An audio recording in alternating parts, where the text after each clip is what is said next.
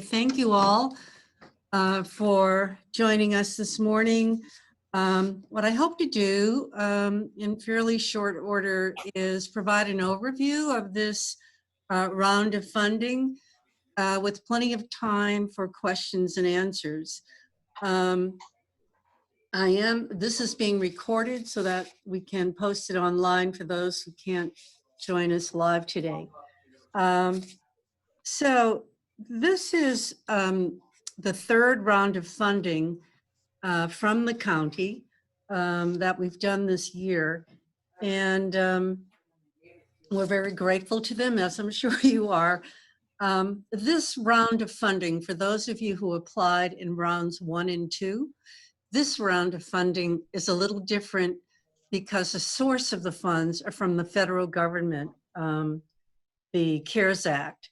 And so it's going to operate just a little differently. And very importantly, the money has to be spent by December 30. We're not going to be able to give you any extensions. Any money that's not spent by December 30 has to be returned to us. We will return it to the county and they will return it to the feds. So let's not do that. Let's make sure that we spend that money by December 30. Now, the notification that I sent out earlier this month indicated that that you had to spend it by December 31.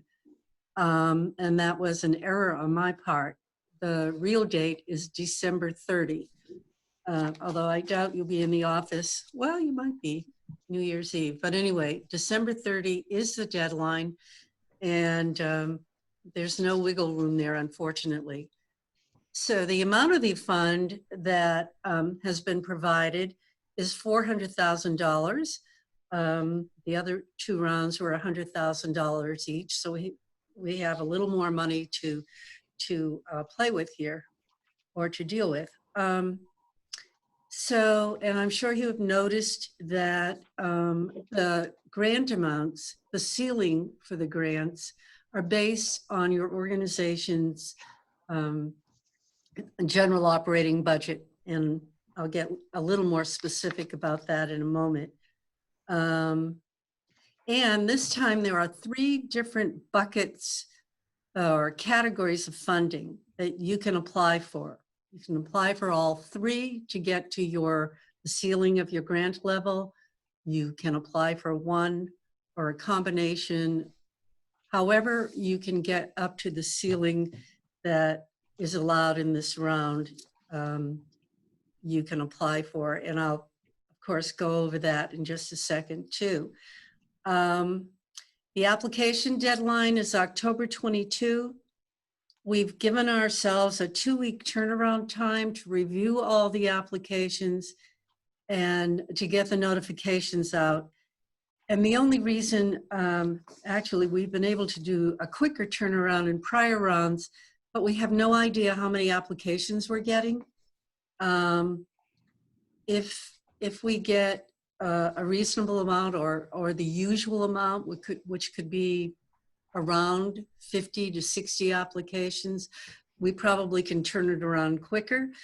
If we get 200 applications, which I shouldn't say, I hope we don't get, but if we get a huge volume, then we will need that time to turn it around. But we will get back to you just as soon as we can once that deadline is passed.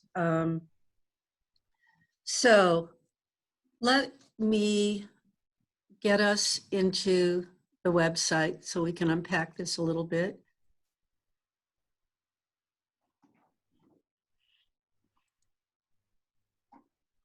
Can you see the website? Not yet, no. Not yet? Okay. Oh, I forgot to hit the share button. That always helps.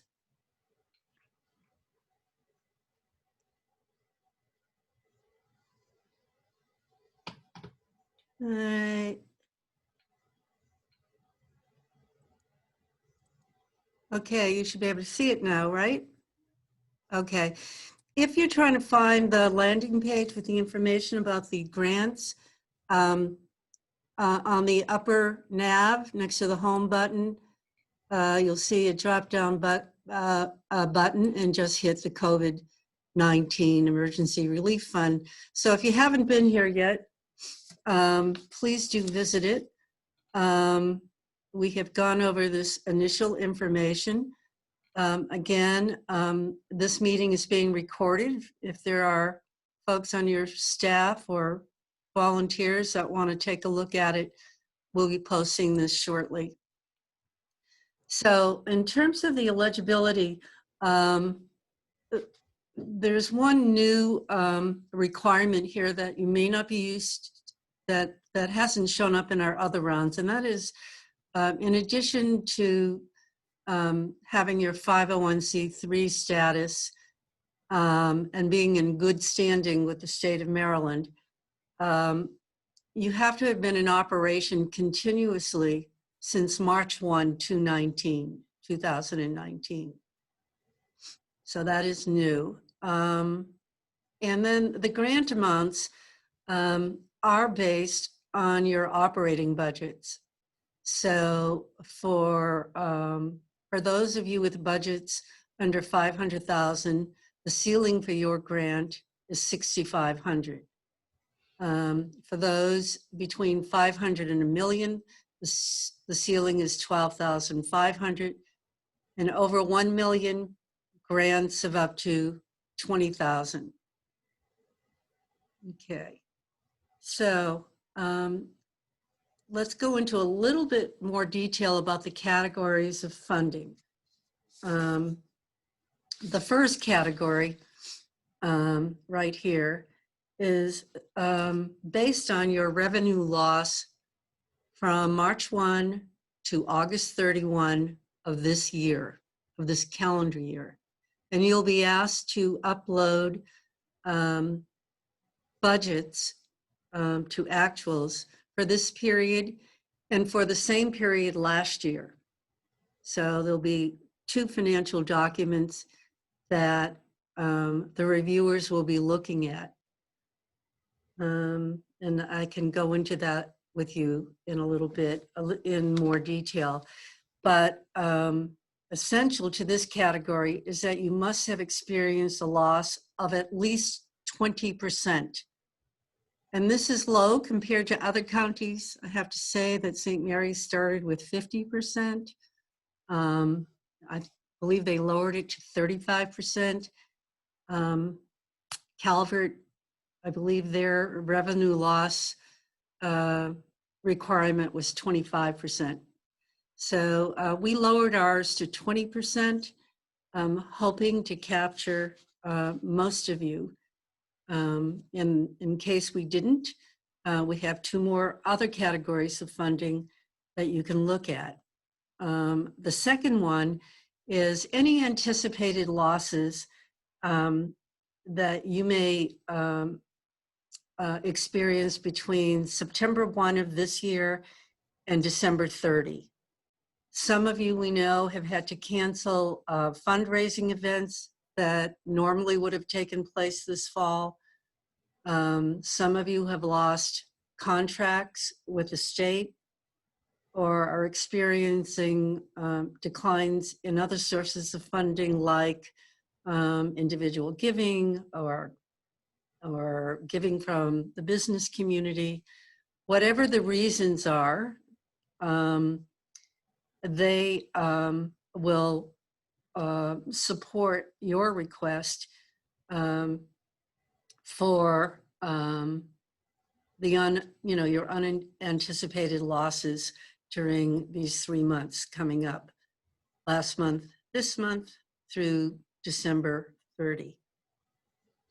So, and then the third category is the one you're most familiar with, and that is to cover any direct costs associated with the pandemic, goods and services, anything from if your organization is providing food or other kinds of items to people in need, or you're providing services that have costs associated to them.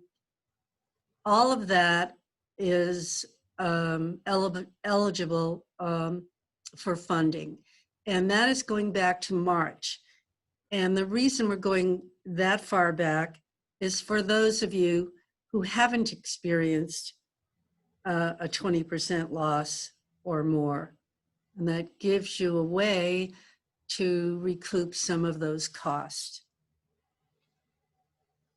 So that's a lot right there. And I'm going to stop and stop the share and take some questions. You can certainly use the chat line, but I see Mike unmuting himself. So are there any questions at this point? Yes, Mike. When you talk about revenue loss, a number of us have or may have received other grants and or small business loans due to COVID. Are they considered income that would counter revenue loss? Yes, Thank you. because they defray they defray expenses in your general operating budget. Thank you. Yep. Anybody else? Susan, to follow up on Mike's question, we received a payroll protection, a very small grant for that. We've, of course, expended that by now. Will that prohibit us from applying for this grant? No, you just have to show it as income on your financial documents. Okay, So yeah, because what the reviewers will be looking at your net loss, or your loss, period. So the financials will show how much income you had coming in between March 1 and August, and your expenses. And so that little grant needs to be reflected in your income. can I ask another question? Sure. The Charles County Fair's primary income is the fair, which is in Right. September, which was canceled Right. because of COVID. Then we've had many other off-season rentals that were canceled because of COVID. All of those Right. we can use to count, but the time frames don't work for the grants because the one looked like it shut off September 1, then the other one looks like it starts September 1 and goes through December, I think. Yeah. So we This can't is the- use both of them periods or not. Yes. If one of them occurred between March and August, Okay, and that caused you to have a revenue loss of at least 20%, well, that will go in that bucket. Does that not work for you? I think it will because we can show a loss of probably 70 to 80% of our revenue, Yeah. but it's going to be over the longer period, like March through September 30th.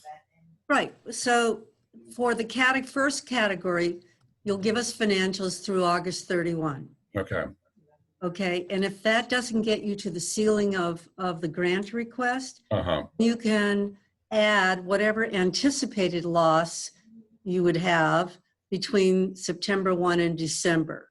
okay, I'm just going to use round numbers. Supposing you lost $10,000 between March and August 31, and then you are experiencing, you think you're going to have another loss of $50,000 because you're not having the fair. Okay. right, So that would, you can add that to the amount of your request, okay, ceiling of your grant category. okay, thank you. Keep in mind, we're looking at net income. If you were going to have a fair, you're also going to have some expenses, right? Right, So you're really talking about your real profit margin versus, and you can just cite what your net income was last fall and what you anticipated it would be this fall. Okay. Okay. Can you use these funds for unanticipated expenses related to COVID, like working at home or doing something to your office to make it COVID compliant? Yes. Yes, you may. That would be in that third category of that's described under the purpose. Thank you. Anything else right now? Okay, we'll open it up for more questions in a little bit. I'm going to share the screen again. I have a budget question. Should I wait till we get to that portion? Yeah, let's wait on the budget Okay. for now, but I Okay, thanks. definitely will get back to it. There's an important note that the county would hit me over the head if I didn't remind you. This last paragraph here that you can see the website again, correct? No? Okay, well, I'm glad I asked. Sorry. Should have had Elizabeth run this meeting. She's really practiced. Can you see it now? Yes? Okay, good. All right, so if you look at that last sentence, this is about this little note is very important for the future, your future. And that is the expenses that are covered by a grant that you receive in this round. Those expenses will not be eligible for any other funding or reimbursement. And that's just a double dipping issue, okay? But also, if more federal dollars become available, they cannot, the grant cannot be used as a match for another federal award. So say there's another round of CARES grant funding and the state has a pot of money, you won't be able to use, and they say you have to match it dollar for dollar. You cannot use this grant as a match. Okay. I have a quick question about that. Sure. Is that Dondra? Yes, thank you. Yeah. So let's say your net revenue loss was $100,000 and this is $20,000. So then you would be able to get a grant for the remaining $80,000, it just can't be for the same amount of money if you're looking at general operating expense instead of. Right. Exactly. So the future grant, you would not list the same. That's right. You cannot use the grant. No. I'll take that back. You can use other monies besides this grant to match new federal dollars.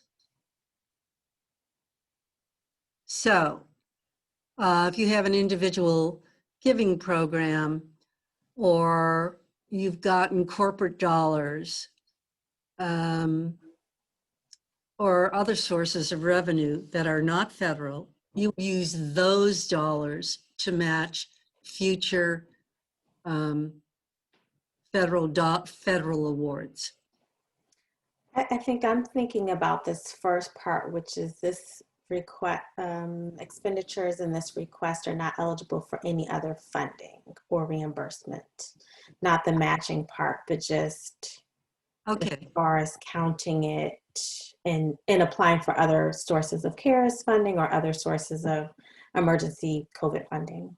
Sorry to make that more complicated than it was. You're absolutely right, as long as you don't cover the same expenses. Okay, thank you. Yep. Okay, so let's move down the page a little bit. The review process is the same as it normally is. uh, the board reviews the applications.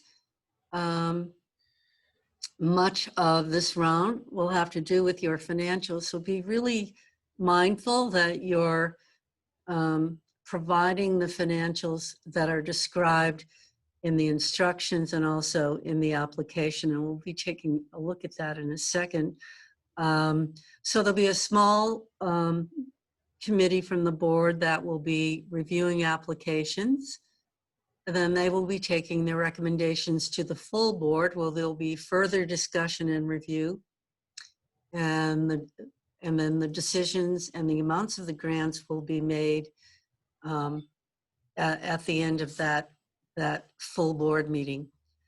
And they will be looking closely at your financials, particularly in that first category where they'll be looking at loss between last year and this year, between the months of March and December. So really, I can't emphasize enough, make sure your budgets are very clear, and you're using standard accounting terms, and where you feel there needs to be a breakdown. You know, if you have a budget item that's a third of your budget, like, I don't know, supplies, you might want to put a little note there so the board knows what you're talking about. So just keep in mind that, you know, people who have never seen your budget or aren't as familiar with your operation as you are will be looking at these documents.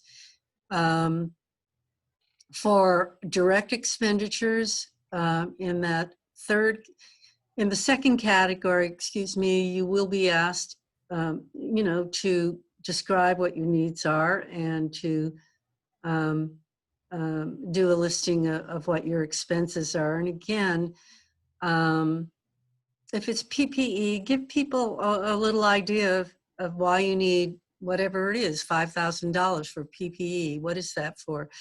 You know, you have a staff of 20 people and it's costing you so much a month to provide them with masks and gowns or whatever it may be. Just give the folks a little idea of what you're talking about,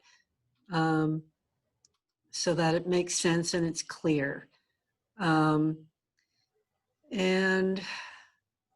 I think that's it. And we're going to go to instructions next. And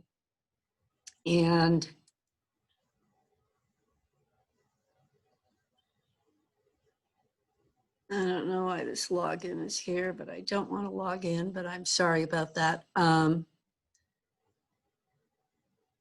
So when you hit the applications, that URL, it'll take you here. You also can get to the applications. There's a button at the top of the page we were just on. So just a few notes for those of you who may not be experienced with our grant portal. You may want to use a Word document offline to get your narrative. There's only 2 places for narratives in this particular application. But then you can cut and paste the answers into the application if you would like. You don't have to do that, but some people find that very helpful.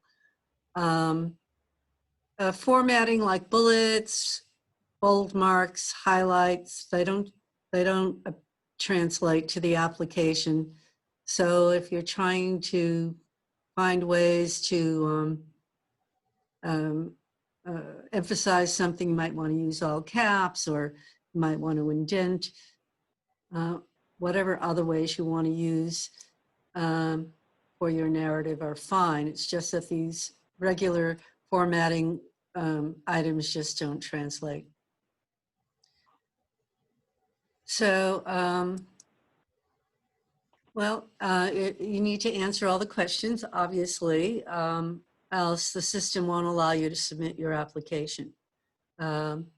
So you'll see usually what comes up is some text in red. You might have forgot to put in I don't know, your email address, and you'll see you need to go back and fill that in. But when you do submit your application, you'll receive an email acknowledging that it's been received, and you'll also receive a copy of your application in that email. If you don't get that, please call me. We'll see what went wrong. For those of you who are more experienced, I think you've got it down pat. In these instructions, you'll find the list of documents that you'll need, your IRS letter of determination, your 990. Some of you don't need to submit or are not required by the IRS to do that because your budgets are, I think, below 600,000, I believe is the level of funding now. But some of you also do a 990 EZ, and that's perfectly fine. Do not, for those of you who don't file anything but a postcard telling the IRS that, you know, that you don't have to because of the level of your funding, don't upload your postcard. Please. No, it's just that we understand if your budget does not require you to do that. So if you are not required to file a 990 or a 990 EZ, submit your most recent financial audit, if you have one, or a profit and loss statement signed by an authorized person in your organization. Okay. Now we're going to get into the documents that you'll be asked for in the application that have to do with your grant request. So again, you'll be asked for, these are the documents you'll be asked for. You'll be asked for your FY 2020, whenever your fiscal year begins and ends, it doesn't matter. You will need to upload your profit and loss statement showing a reduction in revenue from March 1, as we said, to August 31, 2020. If you have another way to document your loss, we'll accept it. Just make sure it's clear. So in that second category, if you're anticipating loss between September and December 30, you'll simply be asked to indicate the amount of your projected revenue loss along with the reasons for those additional losses. And you'll also be asked, to list the items of loss, the amounts. So that third category, we will need your fiscal year 2019 full year monthly profit and loss statement for comparison purposes. And these are in the format that you normally use. We're trying not to make more work by you transferring your numbers from your QuickBooks to a form. So as long as you're using standard accounting categories, you'll be fine. You don't know what I'm talking about when I say standard accounting categories, you can give me a call, you can Google online, but we're talking, personnel, rent, utilities, those normal categories of expenses. And anything else that has to do with the particular programs that your organizations provide. Are you at lunch? This is more language about the use of funds. If you ask for money for equipment like computers, they have to be tagged and inventoried. And then the disposal of those items have to follow federal guidelines. Your accountant will know what this means. If you don't have an accountant, we can send you to some regulations, or I can get some clarification from my good friend Deb Posey in the county office. But if you don't know what that means and you want to, I'd be happy to help you with that. We already talked about using this grant as of not duplicating, not double dipping. But there was another, and this is an interesting one. This is all about the county water and sewer bills. And I was told fundamentally you can't use this money to pay for your county water and sewer bills. That's all I can tell you about that. You want to know why? I don't know why.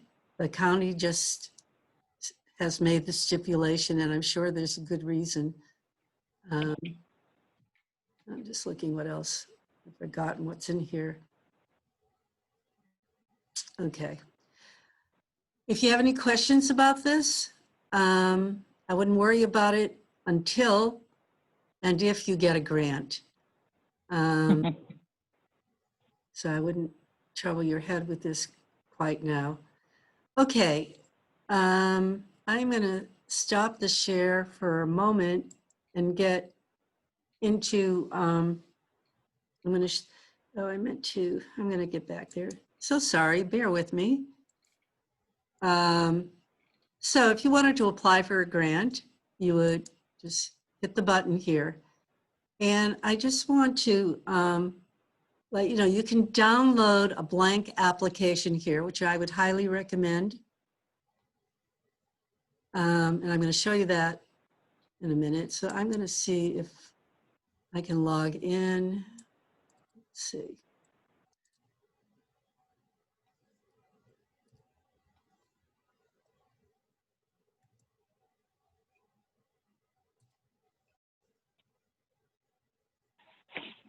I have 3 attempts remaining.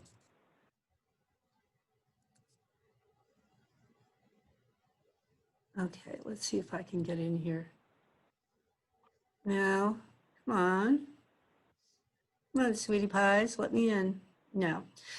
Yeah, I'm not going to get in. Okay. The reason I'm not going to get in is because I've been gerrymandering this thing for my own use. But I happen to have a copy of the application right here. Okay, so if you were to download the application, can you see this? Okay.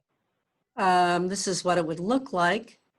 And it doesn't look much different once you get into, once you log in and get into the application. Try to remember your password, because I obviously am not remembering mine right now.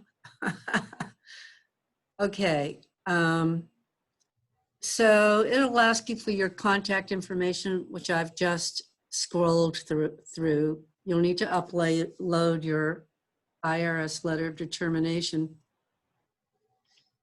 Okay, so you will have a place just to tell very briefly what your organization is about, and who you're serving and where they're located in Charles County. You only have 300 words or less. Weight, number of words, do not use 299 words. That's fine. If you can do this in 100 words, that's fine too. So you'll be asked these questions. How many individuals do you estimate your organization will serve this year? Few organizations in which this does not apply. If you are, and I can only think of a conservancy organization that does apply, and this would not apply. So you'll be asked what your fiscal year's general operating budget is, the amount of your grant requests, and please be sure it's not more than what the guidelines allow. And then you'll be asked to document your loss of at least 20% if you're using this category to get to your grant request amount. This is where you'll upload the documents. You'll upload each of them here. This is for this year's loss. This is last year's numbers for comparisons. And you'll be asked to indicate what the revenue loss is. And then in terms of your loss between September 1 and December 30, if you don't reach the ceiling for your grant level in category 1, or if you're not using it at all, you want to look at this as a potential place to request funds. And this is a narrative. This is only narrative. But again, you want to put some numbers in here against your anticipated losses. So that is that second category. And then this last category will ask you, there's a little place for narrative so that you can describe what goods and services you would like to cover with your grant request. And there's a template budget that you'll be asked to download, fill out, and upload. It's very simple and very, very short. This place is optional, budget narrative. If you have information that you feel will help the reviewers understand your financials or your situation better, there's additional room for you. Do not feel obliged to use this space. It's only there in case you need to explain further your grant request. And then you'll be asked finally, well, not finally, but this is the last financial document, is your FY19 full profit and loss statement. As we discussed earlier, there's a place for your 990 or profit and loss statement, whichever applies to you. And that's it. And I'm going to stop the share and open it up to any more questions you might have. I have a question on the profit and losses for example, the 1 through 3-1. Do you only want one profit and loss covering that period, or would you like to see each month, since we do them each month, to show the progression? No, for FY19 and FY20, it's your year-end profit and loss statement. We Okay. need to see your monthlies.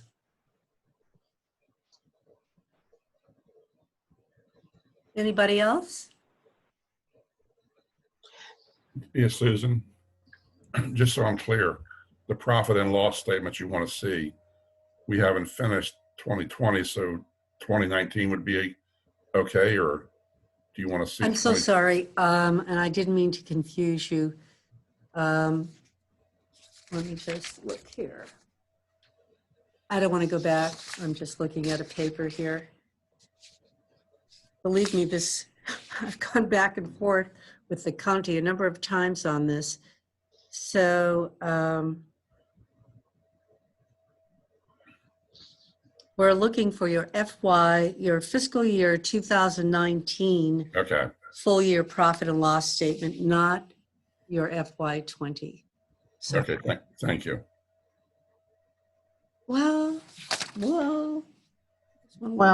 I want Would to you make not sure. need to see the fiscal year 2020 under number 1 to show the Only for loss the- of income Only for the period March 1 right? is Okay. 31. And can you ask for less than your maximum? Of course, Of course, okay, that's all. yes.